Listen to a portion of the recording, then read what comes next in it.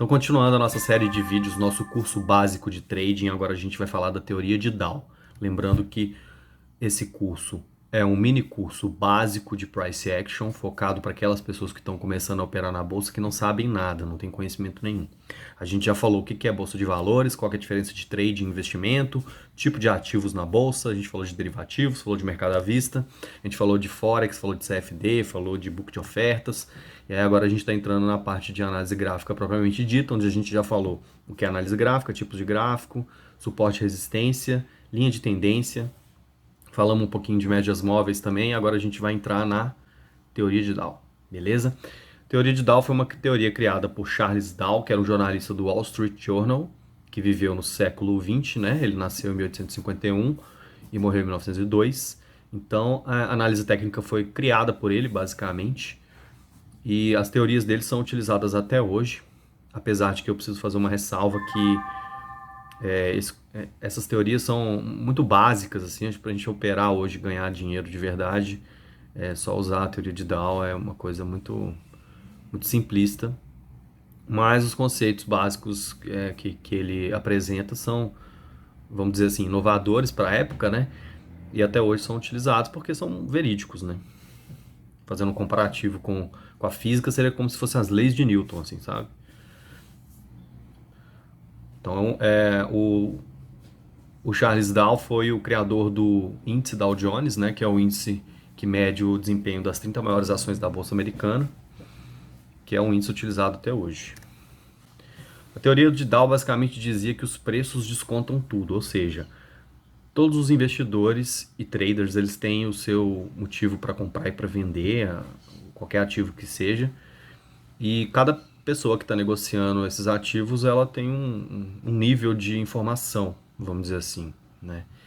E de acordo com a teoria de Dow, os preços descontam tudo, ou seja, como o preço é movido por oferta e demanda, basicamente todos os fundamentos das empresas já estão precificados, inclusive as notícias e todas as questões que influenciam nos ativos já estão precificados, pelo fato de que a junção de todo o conhecimento, de todas as pessoas que estão negociando, já descontaria o preço justo daquele ativo, vamos dizer assim, né? Ele também falava que acontecimentos inesperados, como notícias, por exemplo, causam alta volatilidade, mas elas são rapidamente avaliadas e absorvidas pelo mercado, né? Então, geralmente uma notícia provoca uma grande movimentação nos mercados, mas rapidamente ele voltaria para o preço justo, né? De acordo com a teoria dele. Esse ponto da teoria de Dow é muito importante, né? Se você opera baseado em gráficos, você deve olhar de preferência os gráficos. Muitas das vezes, se você está acompanhando algum tipo de notícia ou cenário macro sobre o ativo que você está operando, isso às vezes acaba te atrapalhando, né? Isso é muito comum de acontecer. Às vezes uma notícia é positiva e o mercado cai. Às vezes uma notícia negativa e o mercado sobe, né? E muitas das vezes o gráfico se antecipa, né? Os movimentos que estão sendo indicados pelo gráfico, eles às vezes são mais confiáveis do que as notícias, né? E por que isso acontece? Porque as notícias, elas na maior parte das vezes, elas saem atrasadas. E nós, como investidores ou traders individuais, a gente não tem a capacidade de analisar todo tipo de notícia que acontece e acompanhar todas as variáveis do mercado, né? Geralmente os caras que são grandes investidores, os fundos de investimento, eles geralmente têm uma equipe de analistas gigantesca lá para poder tomar as decisões de investimento deles. Então, nós que somos pessoas físicas, a gente não tem condição de avaliar todo o cenário econômico, né? Muitas das vezes, assim, eu diria que é muito comum, quase sempre, as notícias acabam atrapalhando, né? Então, se a gente opera baseado em gráficos, a gente tem que olhar simplesmente os gráficos, porque muitas das vezes é ele que vai te dar aquele ponto de entrada e aquele ponto de saída no seu investimento ou no seu trade, né? Então, essa teoria de Dow é muito importante nisso, né? Os preços descontam tudo, isso é extremamente importante, fundamental para você operar. O Charles Dow também faz uma analogia do mercado com um oceano, né? Ele fala que os grandes investidores são as baleias, que são as pessoas que movimentam o mercado, né? Seriam os bancos, os fundos de investimento e tal. E são elas que são os agentes responsáveis por movimentar o mercado, né? Os pequenos investidores são meramente sardinhas que seguem o fluxo, né? A nossa função como investidores pequenos ou traders pequenos é apenas seguir o movimento dos grandes players, né? Dos grandes investidores, dos fundos, dos bancos, que são as pessoas que de fato movimentam o mercado, que tem um volume financeiro gigantesco. A gente está falando de bilhões, né? São eles que conseguem movimentar o mercado. A gente simplesmente pega aquela migalha que cai da mesa, vamos dizer assim, né? Um pequeno lucrinho para eles é, na verdade, um lucro muito grande para nós, né? E os tubarões seriam os investidores profissionais, né?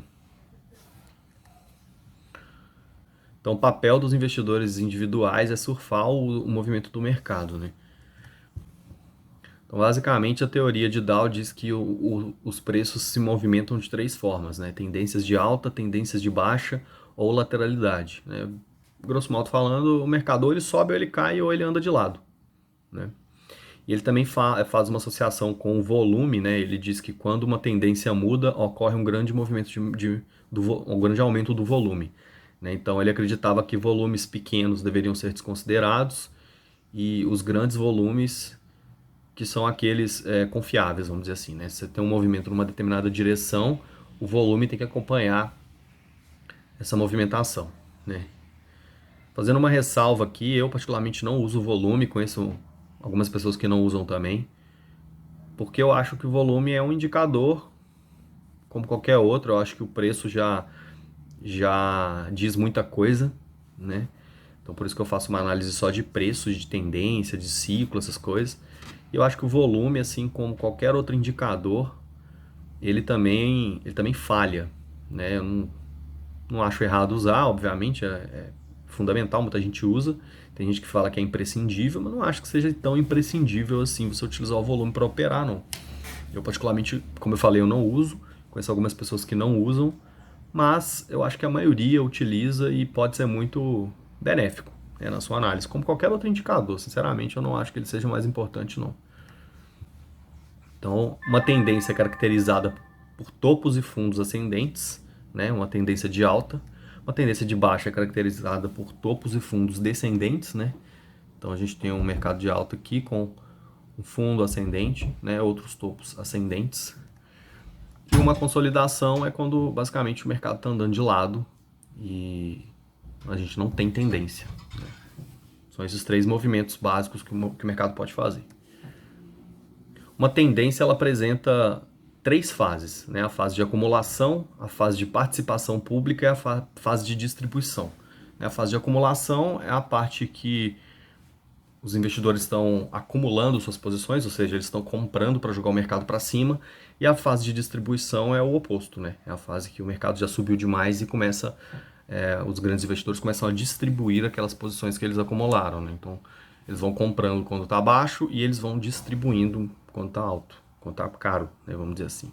E a participação pública é a parte do movimento em que os pequenos investidores entram. São eles que sempre perdem dinheiro, eles compram quando está alto e eles vendem quando tá caro, quando está barato. Então, basicamente, eles compram na alta e vendem na baixa, né? Esse movimento climático, vamos dizer assim, né? É um movimento de participação pública, onde a tendência continua fazendo topos mais altos, mas ela chega um momento que ela atinge o seu ápice, vamos dizer assim, seu clímax, e aí a tendência geralmente reverte. Então, basicamente é isso. Vamos para o próximo vídeo agora.